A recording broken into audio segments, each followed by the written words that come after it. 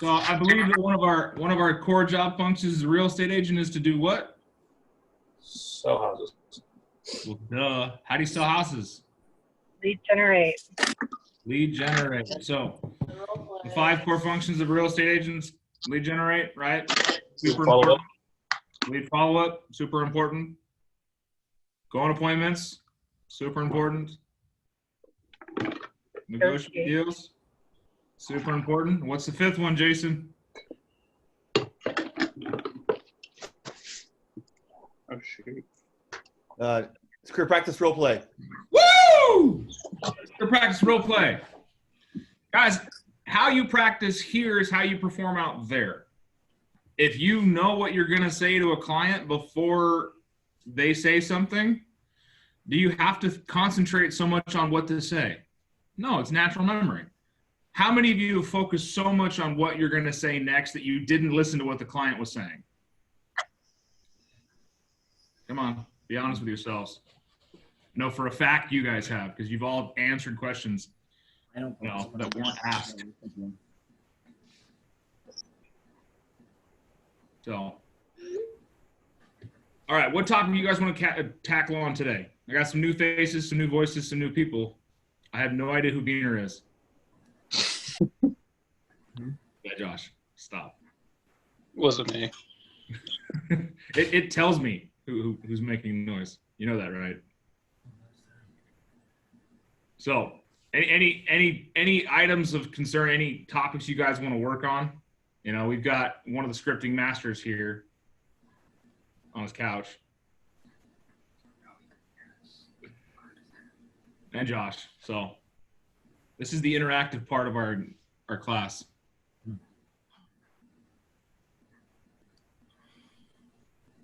All right, Michael, you're going to be the agent. I'm going to be the lead. What objection do you want me to have? What was that? What objection would you like for me to have?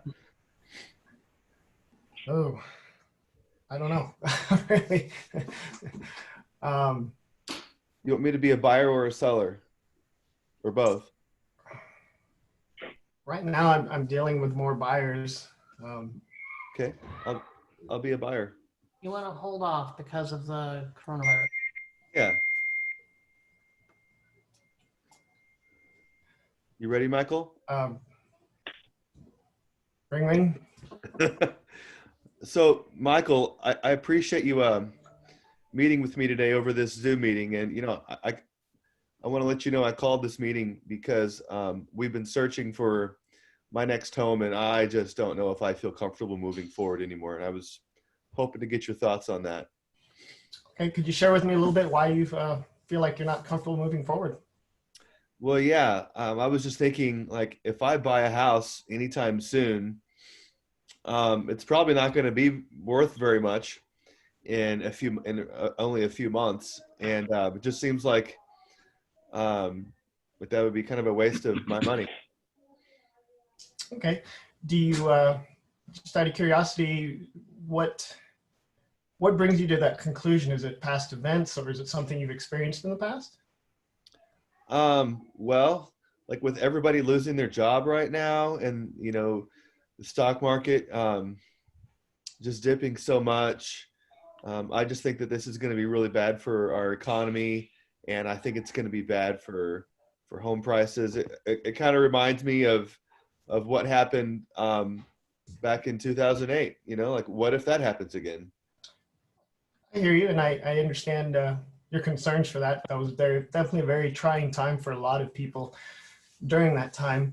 Are you familiar with the way the markets have behaved in the past, say, 5 recessions? No. So in the past 5 economic recessions, there's only been 2 that we've actually had a downturn in the housing industry. 2006, 2008 was probably the worst one. And the reason for that was there was a lot of bad loans that were taken during that time. And so therefore it created kind of created a false sense of ownership. People weren't able to afford homes, and they ended up losing it. So this is a completely different time period where we have very low interest rates. We had a very strong market going into it. And usually what you see with the pandemic is kind of a V-shape reaction to it, a fast downturn with a very quick return back to market. However, the main point is that the housing industry in the past 5 recessions that we've had has had very little effect, if any effect at all. And going into this recession, we actually had a very strong market. So I really feel that it's still a great time for you to make a purchase because the interest rates are very low and we're not seeing too much of an effect on it. I'd be naive to say there is no effect at all, but we would definitely work through it and you'd still come out on the other side in a lot better position. Is there, if you didn't buy now, what are your thoughts as far as waiting goes? Yeah, I was thinking maybe I could wait like 6 months and just kind of see what happens. And if things are kind of calmed down, then maybe I'll buy then. Okay. If you found a house today, would you be willing to put an offer? I would be really scared that I would lose a whole bunch of money on it. Like my neighbor owns a house that was like worth like $225,000 back in 2008, and they bought it for like $160 in 2011. Like I don't want that to happen to me. Absolutely, and I understand. I understand your concerns with that. Pause. Okay. So I'll give you a little bit of feedback right now and then let you keep going because I want you to win. You can win this. You're saying a lot of the same things that I do.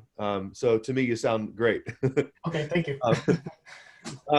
However, I would recommend say less and Okay. ask more. Okay. Get into my motivation. Ask me about like my living conditions and my family and my motivation for moving and where do I want to be and why and what would that ultimately do for me, and you might just find out that there's something that's motivating me to move that's more important than the possibility of an economic downturn. Okay, and I agree with that. I wasn't sure how to go that direction into it. Yeah. So you want to take another crack at it? Maybe ask me some things like, if I were to have moved, where would that be? When would that be? Why would that be? Why would that be important? What would that ultimately do for me? Stuff like that. I bet you could find some motivation. Can I add one thing really quick, Jason? Please. I think I would add in there that, in 2008, which is what a lot of people seem to be referencing, the crash in 2008 was not based on fear. The crash in 2008 was based on inflation and, bad loans being put into the market that was, it was falsely inflating the market. That's not the situation that we're in now. So it's really kind of comparing apples to oranges. I think it's a good thing to say that, we would all be naive to think that this is not going to have an effect on the market because it's having a huge effect on, job loss and stock market and the money that's in people's bank accounts. So, being sensitive to that is important. But I think also, from an educational standpoint, reminding people that this is not the same situation, and it's not based on the same ideas as just 10 years ago, 12 years ago, whatever. You're absolutely right. And another big piece of that is today, most people have a ton of equity in their home. Back then, a lot of people were on the verge of being upside down. That's really different too.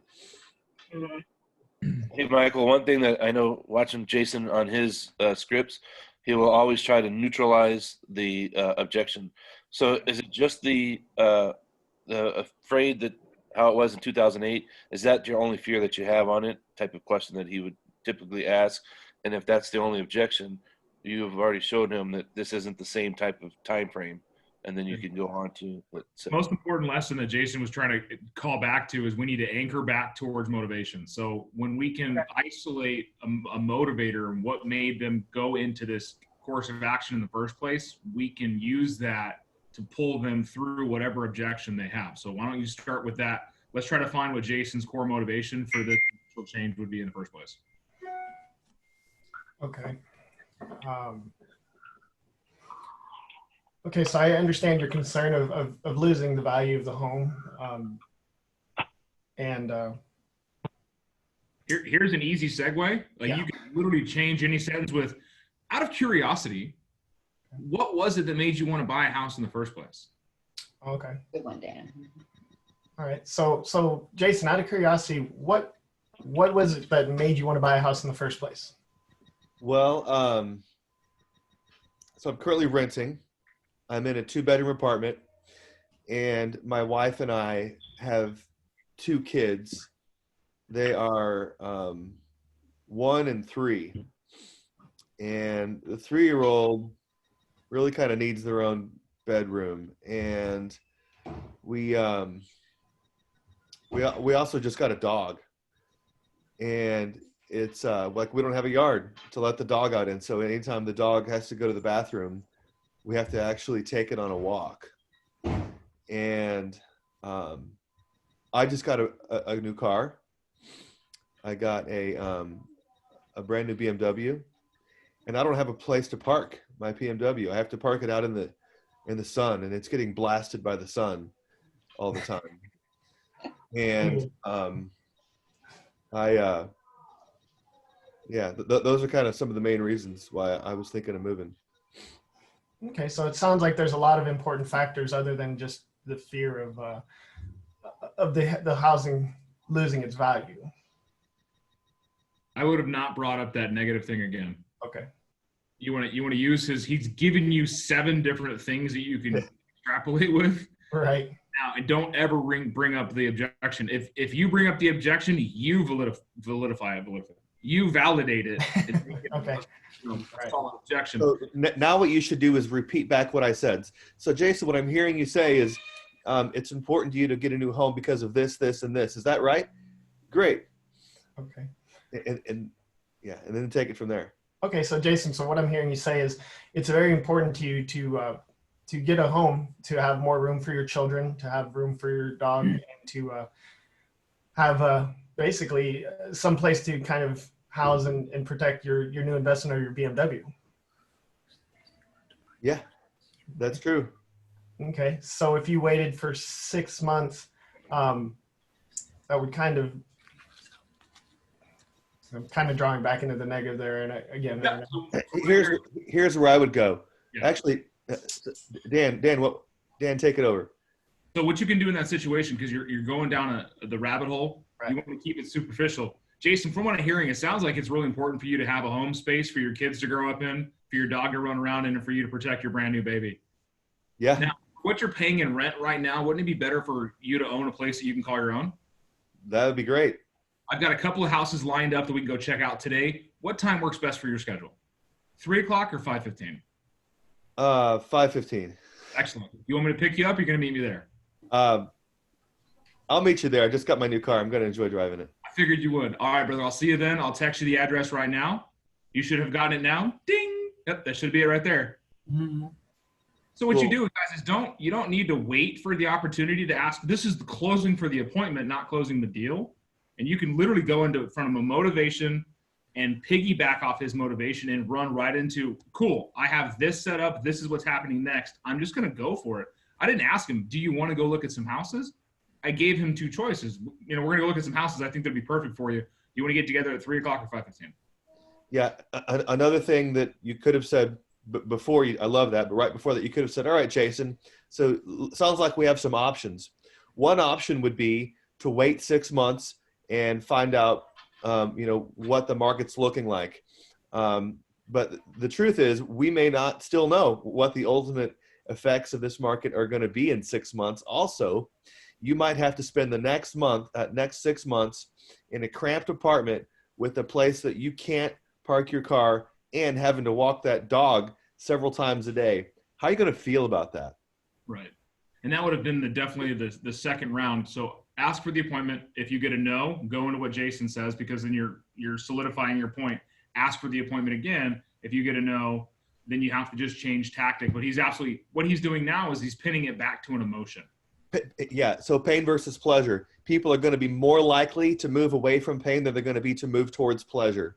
So instead of saying, wouldn't it be great to go look at some houses today? You could be like, wouldn't it suck for you to continue to live in this house for another 6 months dealing with these things? Put the pain right in front of them and make them move away from that. How crazy is your life going to be in the next 6 months if you don't buy a house now? Yeah. And kids growing up, your wife and not going back to work, the dog's running around, your new BMW is getting plastered with this California or the Arizona sun. You can tell where I'm from. Yeah, and going for the emotion. I always like to say, how would you feel about that?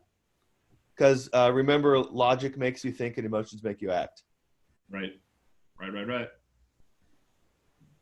Mike's head just got a little bit bigger. He's all, damn. Good job, Mike. Stuff, guys.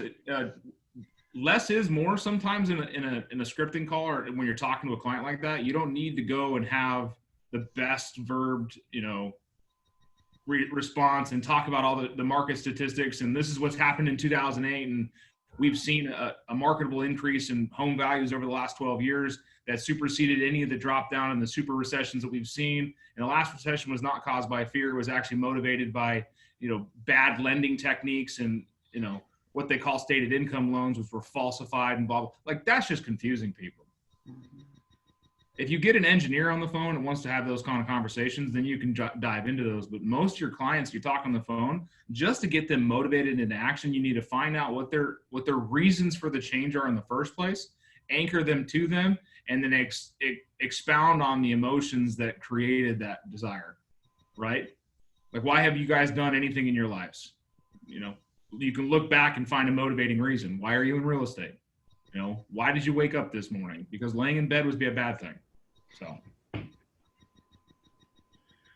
good stuff. So basically asking, what's their big why? 100%. When you know somebody's big why, can you help them get there? As your coach, Mike, do I ask your big why all the time? Yes. Do I know your core motivations for everything you do? Right. Do I not bring them up constantly? You do. And it's necessary. So that's where it all starts is you need to keep reminding them, because people, they're going to listen to the news, they're going to see Facebook, their friends are going to tell them that the National Guard's coming in and shutting the city down, and they're going to freak out because people aren't actually doing the research themselves. They're just hearing it hearsay. And it's on us as the professionals to clear the path and say, listen, people are still buying and selling houses. Interest rates are still very aggressive right now. You want to take the opportunity to buy a house now. So in 6 months, we don't know what's going to happen. Home values are not going to shift that much. Interest rates will. A 1% change in interest rate can affect your buying power by 10%. Is that massive? Another simple fact right now is active buyers are noticing the inventory is going up. So to let them know, hey, there's actually stuff to look at now. And a lot of people say they want to wait 6 months. How do you think that's going to look when more people are trying to jump in? More competition. So You're 100% right, Ms. Mara. 100% right. I want to hear another role play. I've got a situation that I would, like some help with. I have a buyer, and he works at a used car place as a buying manager. And I've been working with him for a couple months. I first approached him, and he was letting me know that his son's getting out of the military and going to be moving in with them, and he's going to need more room. They have a 2-bedroom condo right now. I've been looking at different homes. He has a disabled daughter that'll probably be living with them the rest of their life. Pardon me. So I've been looking for, ADA types of, accessible homes or something that could be converted easily. Been sending him information, emails, get a few responses, just thank you for the info. But I've asked him, a few times, hey, can I come over? And because I did send him a CMA on his condo. nice full report. And I'm not getting the connection that I would like to have. And his son's supposed to be in. He should be in by now. I think he was coming in around the 20th. So, and I wanted to reach back out to him and just need a little help. I think I've exhausted everything I can think of, and take it away from real estate. Take it away from real estate completely. Just become like, let's insert ourselves as a pivotal point in his relationships, a friend, a confidant. Take it away from real estate. When you show the genuine care of somebody, because if you're doing a lot of real estate, here's your info, here's your info, here's your info. Hey, thanks for the info. I appreciate it.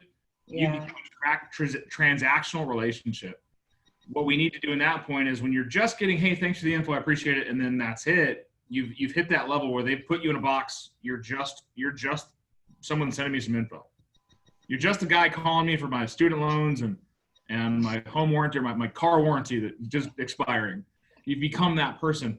Now, if we take it back and let's start, like, it's going to take some time to refocus that energy on your end, is having a conversation about how's your son, how's the flight, how's the family, how's work, how's your dog, how's your leg, how's soccer, how's the truck. You know, do you know what his ticking points are? Do you know what his motivations in life are? Do we know what makes him excited? Is he a Ford guy? Is he a Chevy guy? Is he a Dodge guy? Like, these are things that are actually really important to know. So you can have conversations that supersede just the transaction that we're working towards. Remember, to be a fiduciary, you need to be somebody embedded in somebody's life. So, and it just takes, when you're getting that constant, like, it seems like resistance. Just take a step back from, okay, no more real estate. Let's pull it back and let's have a conversation about life. Let's start asking questions about life. Like, I have a client that I haven't talked to in a bunch of months, and I've been reaching out to probably 15 times and haven't heard anything back from them. The other day I did my campaigns. I sent text messages and Facebook messages out. I said, hey, I just hope you're doing well. There's a lot of madness in the world. I just want you to know that you're a friend and I'm still here. Thinking about you. Want to make sure that you're okay. Give me a call if I can help in any way. If you need supplies, if you need anything, give me a call. And then, lo and behold, the next morning I get a 1.5-page long text message of, hey, everything's going well. Tom's still working with the VA. This is what's happening. We're doing this. We're doing this. We're doing this. We're doing this. Like, we haven't heard from the lender. Like, the conversation was very much real estate related, but they filled me back in. I was like, and then my response, and this is where the trick comes in. My response was not real estate related. My response was, I'm really glad to hear that you guys are doing better than some of the people in my community. If ever I can make that improve, let me know. I'm still here for you. That was my next response. And then she responds with, thank you so much. I'm can't exactly what I said. I'll pull it up later, but it was along the lines, I'm glad to see that somebody cares. Oh, wow. Okay. And I was like, I absolutely do. I'm here for you. And then she asked me, she's like, hey, have you heard from Mickey? Mickey's the lender. I was like, you know what? I haven't. Let me reach out to Mickey for you. Okay, great. Like, it was not, I didn't jump right back in real estate. I didn't just open the door and go, oh, hey, they're talking to me real estate. It was back as, you know what? Real estate aside, that house sale is going to be there. I want to make sure that you and I still have the connection, so that when the waters recede, when the fires die out, when the winds stop, this whole storm goes away, I am the real estate agent that they think about. No other real estate agent. Like, I become the economist of choice in their life. Like, I want them to be able to go, you know what, Dan? My cousin's third roommate's neighbor's dog groomer's best friend is looking for a house. I referred you to them. Here's their phone. And that all comes from because I stopped being a realtor and started being a friend. Okay. Thank you. So just remember that when you're having that frustration, and people don't buy houses and investments. People buy people. Okay. Investors buy houses and investments. Yeah. What are you going to deal with more in your life? Yeah, that's great. Thank you. So. All right, guys, anything else? We got a couple more minutes. So I want to make sure you guys maximize your time and get the most out of this. I say thank you for our guests that came on, and thank you for the new visitors. We hope to see more of you. Talking to you, Emily. I know. But anything else, guys? This is where we help make each other better. I just get to be the voice of reason in the background going, hey, I have an idea. I'm not always right, but I talk to a lot of you. I feel it was very helpful. I need to attend it more. You do. We like seeing your puppies in the background.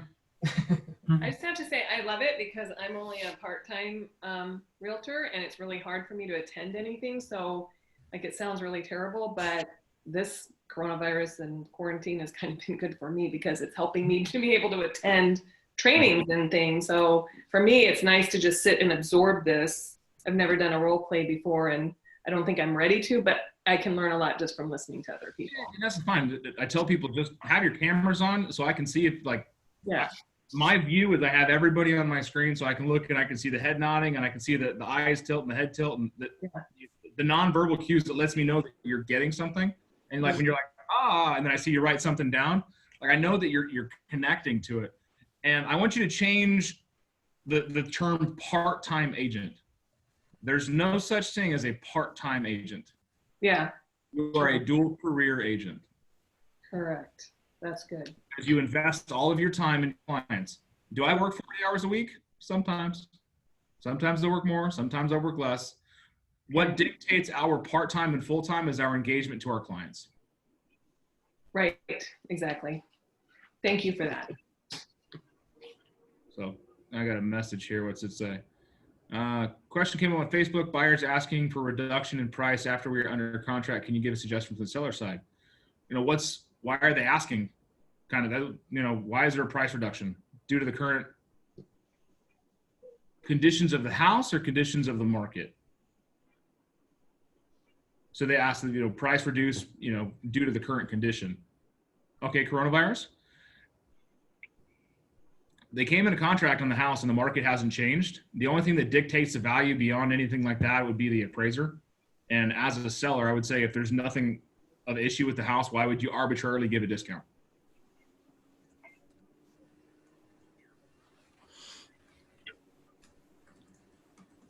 That's like, it's like going into Best Buy and saying, I want to buy this computer for $1,000 off because it's rainy outside.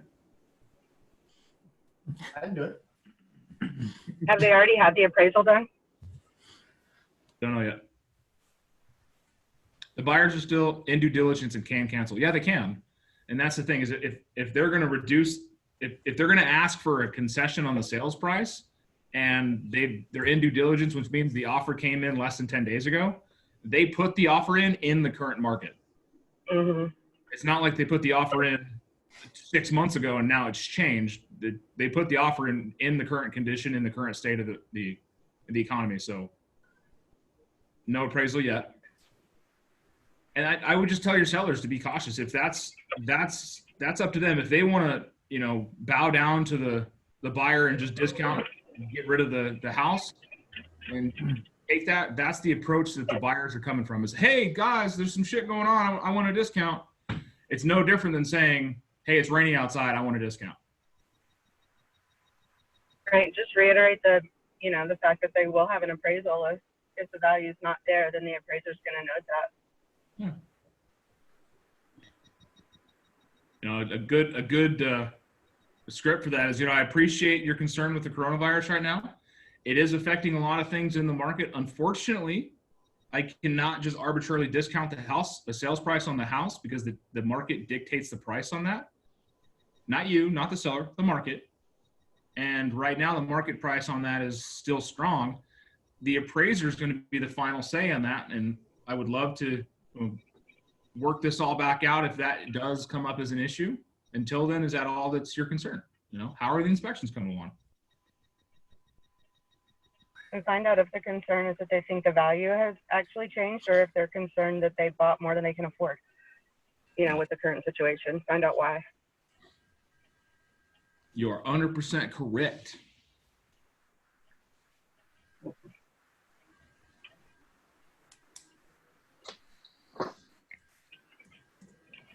Thank you for asking the question. That was great. Anything else, guys? A couple more minutes.